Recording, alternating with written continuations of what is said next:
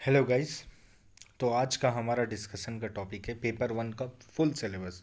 जो NTA UGC net paper conduct कराता है उसमें जैसे आपको पता होगा दो पेपर होते हैं, paper one and paper two. Paper one होता है 50 क्वेश्चंस का, जो एक जनरल पेपर होता है जिसमें बहुत सारा जनरल पूछा जाता है, क्वेश्चंस जो डे टू डे लाइफ में आपका काम आता है, आपका टीचिंग में काम आता है। और प्लस वो जनरल आपका एप्टीट्यूड चेक करता है।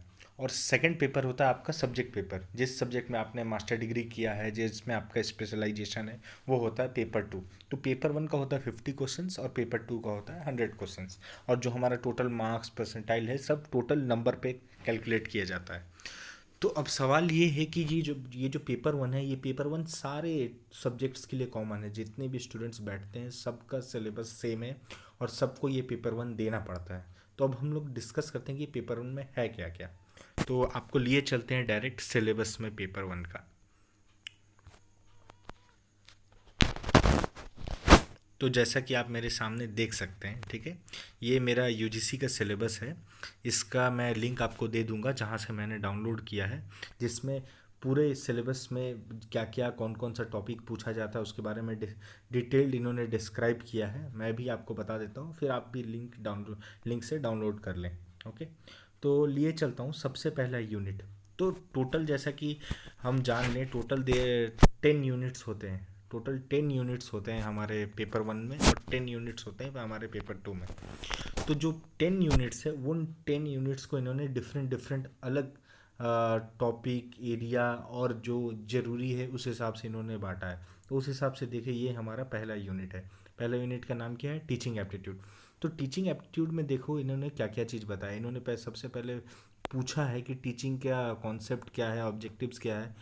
इसमें सबसे इम्पोर्टेंट ये है कि ये MUL मेमोरी, अंडरस्टैंडिंग और रिफ्लेक्टिव, ये जो अलग अलग लेवल्स ऑफ टीचिंग है, जनरली इससे क्वेश्चंस पूछा जाता है और इससे हर साल क्वेश्चंस आते ही हैं। तो इन ये बेसिकली आपको जानना होगा कि टीचिंग का लेवल्स क्या है, बेसिकली सिंपल ऑब्जेक्टिव क्या है टीचिंग का, ये सब इनको जानना होगा। उसके बाद इनका कहना है, इनका फोकस होता है लर्नर या कैरेक्टरिस्टिक्स में, कि लर्नर कैसा बिहेव करता है उससे आपको पता चलना चाहिए। एक टीचर को, एक जो गाइड है, जो उसको पता चलना चाहिए कि एक लर्नर किस टाइप का रिएक्ट कर रहा है, उसके साथ कैसा सिचुएशन चल रहा है।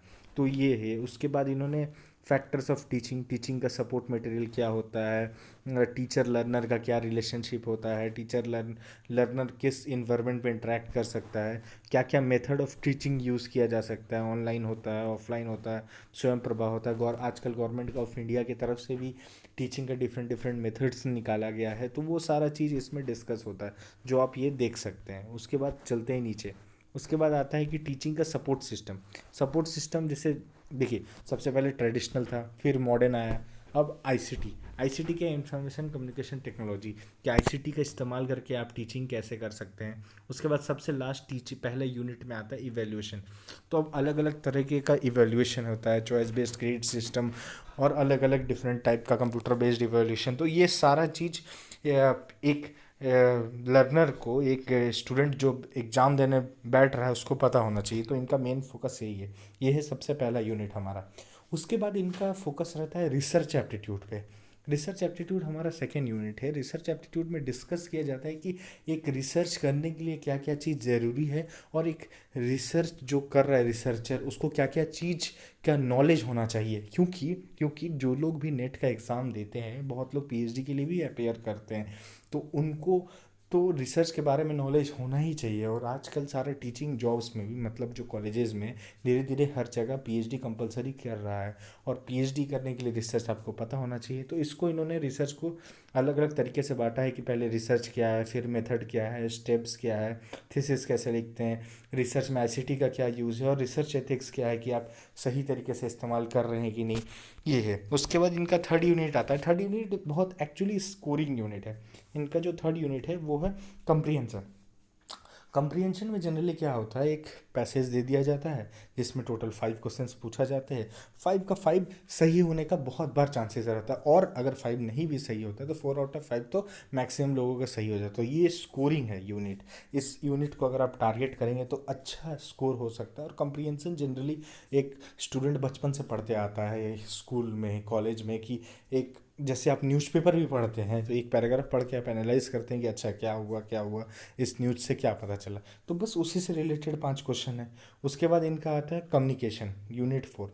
तो ये कम्युनिकेशन में बेसिकली ये बात करते हैं कितना तरीके का कम्युनिकेशन होता है, क्लासरूम में किस किस तरह का कम्युनिकेशन होना चाहिए, वर्बल कम्युनिकेशन क्या होता है, एक अच्छा कम्युनिकेशन किसको बोला जाता है, कम्युनिकेशन में बैरियर क्या क्या है, मास मीडिया क्या है। हर साल इससे क्वेश्चन पूछा जाता है जनरली। वर्बल नॉन वर्बल से तो पूछा जाता ही है, बैरियर से भी पूछा जाता है, कितना तरह का कम्युनिकेशन होता है ये भी पूछा जाता है। तो ये सारा यूनिट भी अच्छा खासा स्कोरिंग है। उसके बाद हमारा यूनिट 5 आता है। यूनिट 5 तो ऐसा है कि ये सबको सबको पता होना चाहिए कि यूनिट 5 में जो भी चीज़ पूछा जा रहा है वो मोस्टली हर स्टूडेंट को इस बारे में जानकारी होनी चाहिए। ये थोड़ा रीजनिंग टाइप का क्वेश्चन है, मैथ रिलेटेड, ज़्यादा टफ नहीं होता गाइज।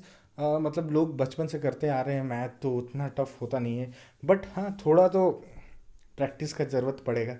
इसमें भी इन्होंने नंबर सीरीज, लेटर से, कोड एंड रिलेशनशिप, ये सब तो पूछते ही हैं। रेशियो एंड प्रोपोर्शन का बहुत बार आ जाता है, प्रॉफिट लॉस का आ जाता है, परसेंटेज का आ जाता है। ये बहुत स्कोरिंग यूनिट है, जैसा मैंने कहा कंप्रीहेंशन की तरफ। जैसे टोटल आउट ऑफ 10 यूनिट्स जो हमारा है पेपर 1 में, उसमें 3 to 4 यूनिट्स ऐसा है जो बहुत ज़्यादा स्कोरिंग है, जिसको टारगेट करके हम अपना अच्छा नंबर अचीव कर सकते हैं। उसमें से एक यूनिट ये भी है। उसके बाद नेक्स्ट यूनिट हमारा आता है 6th यूनिट, ये है लॉजिकल रीजनिंग। लॉजिकल रीजनिंग में इनका कहना है कि जैसे वेन डायग्राम क्या होता है, इंडियन लॉजिक क्या होता है, परमानास क्या होता है, ये डिफरेंट डिफरेंट तरीके के इन्होंने, मतलब एक रीजनिंग, एक स्टूडेंट में एक रीजनिंग की किसी चीज़ को देख के क्या चीज़ हमारा कंक्लूजन निकल रहा है, उसका वो क्यों हो रहा है, वाई का सवाल एक स्टूडेंट को मिले, उससे रिलेटेड ये पूरा इनका यूनिट है। इस यूनिट से तो हर साल, देखिए बोला जाता है कि 5 क्वेश्चन आएगा, बट 5 से ज़्यादा भी आ जाता है बहुत बार, क्योंकि ऐसा ये थोड़ा सा डिफ़िकल्ट माना गया है, क्योंकि बहुत लोगों को ये डायरेक्टली समझ नहीं आता ये सब जो है। बट इसमें ये स्कोरिंग भी है, क्योंकि एक बार बस आपको समझना है, उसके बाद इसके बाद आपका नंबर उठ जाएगा। बेसिकली क्वेश्चंस ये जो नीचे के यूनिट है उससे अब ज़्यादा आने लगे हैं, पहले तो ऊपर से आते थे जैसे वेन डायग्राम ये सब, ये अब थोड़ा इजी माना गया है। अब जैसे नीचे का जो परमाणु है, स्ट्रक्चर है, अनुमाना का कितना काइंड्स है, ये सब ज़्यादा अब पूछा जा रहा है, पहले उतना नहीं पूछा जाता था। अब उसके बाद हमारे पास 2 यूनिट है, 2 इजी यूनिट और अच्छा यूनिट, जो है 7th और 8th। इसमें है डीआई। अब डीआई में क्या करता है इन्होंने, जनरली देखा गया है कि एक डीआई दे देंगे कि एक क्लास में इतना स्टूडेंट है और 5 अलग अलग तरीके का स्कूल है, एक स्कूल में 10 सब्जेक्ट है, तो स्टूडेंट्स ने अलग अलग तरीके का स्कोर किया, उससे रिलेटेड 5 क्वेश्चन दे देंगे कि कंक्लूजन निकालो क्या हो रहा है। तो ये डाटा इंटरप्रिटेशन है, ये भी ज़्यादा हार्ड नहीं होता है, बट कभी कभार थोड़ा कैलकुलेशन इन्वॉल्व होता है। ये एक्चुअली आपका टाइम टेकिंग, अगर आपने नहीं प्रैक्टिस किया तो आपका टाइम बहुत ले लेगा। सॉल्यूशन तो निकल जाएगा, ये हार्ड नहीं होता है, ये ईजी होता है, बट आपका टाइम टेकिंग बहुत बार हो जाता है, तो ये चीज़ भी आपको देखते चलना है। उसके बाद हमारा आता है आईसीटी।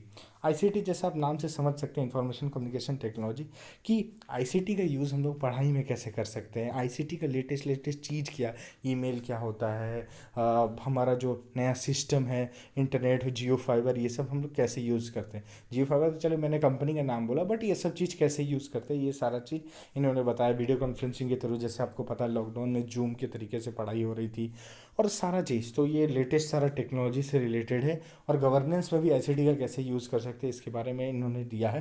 क्वेश्चन पूछा जाता है, बट नॉट श्योर कि हर साल 5 क्वेश्चन पूछा जाता है, बहुत बार कम भी क्वेश्चन हो जाता है, बट हमको तैयारी तो करके चलना ही है। ये भी स्कोरिंग है। इसके बाद हमारा आता है 9th।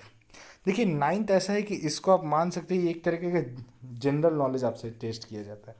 इन्वायरमेंट रिलेटेड क्वेश्चंस रहता है, जो people development and environment unit में, जैसे कितने तरह का पॉल्यूशन होता है, एनर्जी कितने तरीके का है, इन्वायरमेंट प्रोटेक्शन एक्ट कैसा कैसा है, पब्लिक कैसे डेवलप कर रहे हैं, इन्वायरमेंट इश्यूज़ कितना कितना तरह का पॉल्यूशन है, ये सारा चीज़ इसमें पूछा जाता है। बट ये यूनिट देखिए जो आपका सिलेबस में दिया है पूछे जाएगा उसी से, बट उसका रिसेंट अपडेट तो आपको अपना जीके भी मैंने अपडेट रखना होगा, करंट करंट अफेयर्स हमेशा देखना होगा कि ये सारा यूनिट में, ये सारा चीज़ में रिसेंट अपडेट क्या है, उसी से रिलेटेड ये लोग पूछते हैं। भले ये आपका टॉपिक दे दिया, जैसे अब मैं एक एग्जांपल ले लेता हूँ, जियोथर्मल एनर्जी यहाँ पर लिखा हुआ है। तो अब ये लोग नहीं, ये नहीं पूछेंगे कि जियोथर्मल एनर्जी क्या है, जियोथर्मल एनर्जी से रिलेटेड इंडिया ने रिसेंट अपडेट क्या है, क्या नया प्रोजेक्ट चालू हो रहा है, क्या सरकार ने नया अनाउंस किया, इस तरीके का चीज़ ये लोग पूछेंगे। बेसिकली ये आपका जनरल नॉलेज ज़्यादा टेस्ट होता है। उसके बाद हमारा लास्ट यूनिट है हायर एजुकेशन। तो हायर एजुकेशन क्या है, ये जनरली पूछा जाता है सर, गवर्नमेंट का नया इनिशिएटिव जो हायर एजुकेशन से रिलेटेड क्या क्या चीज़ है। और जैसे अभी हम लोग, आप सबको पता होगा, न्यू एजुकेशन पॉलिसी है जो इम्प्लीमेंट हो रहा है।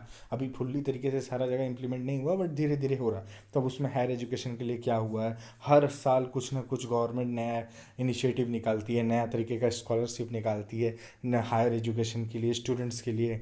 तो उस चीज़ से पूछा जाता है। फिर टेक्निकल एजुकेशन क्या होता है, ये सब भी पूछा जाता है। मुझे तो याद है ये पूछा गया था कि चार ऑप्शन दे दिया गया था, बताया था कि पूछा गया था कि इन चारों में से कौन सा एक टेक्निकल एजुकेशन नहीं है। तो इस तरीके का चीज़ भी पूछा जाता है। और एजुकेशन रिलेटेड जो जो कमिटी बैठा, ठीक है, जो जो कमीशन बैठा, उस कमीशन का हेड का नाम पूछा जाता है। बहुत बार उस कमीशन का क्या मेन ऑब्जेक्टिव था वो पूछा जाता है। कितने तरीके का कमीशन बैठा education related, higher education related, ये सारा चीज़ भी बहुत बार पूछा जाता है। देखिए जैसा आप देखेंगे सिलेबस में कि इन्होंने लिखा है कि हर यूनिट से जनरली 5 क्वेश्चन पूछा जाएगा, but I don't think so. और ये मैंने भी देखा है कि ये श्योर नहीं है। बहुत बार कोई एक यूनिट को इन लोग ज़्यादा फोकस कर देते हैं, 6-7 क्वेश्चन पूछ लेते हैं, तो दूसरा यूनिट से कम कर देते हैं। बट तब भी मैं आपको बताना चाहूँगा कि कुछ कुछ यूनिट ऐसा है जो बहुत स्कोरिंग है, जिससे क्वेश्चंस कम नहीं होते हैं। जैसे कि हमारा सबसे पहला है डीआई, डाटा इंटरप्रिटेशन, जो आप देख रहे हैं, इससे इससे तो 5 क्वेश्चन आना ही है, और ये 5 का 5 आप डायरेक्टली स्कोर कर सकते हैं। उसके बाद मैं आपको बता दूँ, मैथमेटिकल रीजनिंग, इससे भी 5 क्वेश्चन आते हैं, इससे भी आप स्कोर कर सकते हैं। कम्युनिकेशन से आप स्कोर कर सकते हैं अच्छा, जो ज़्यादा पढ़े बिना बस प्रैक्टिस से।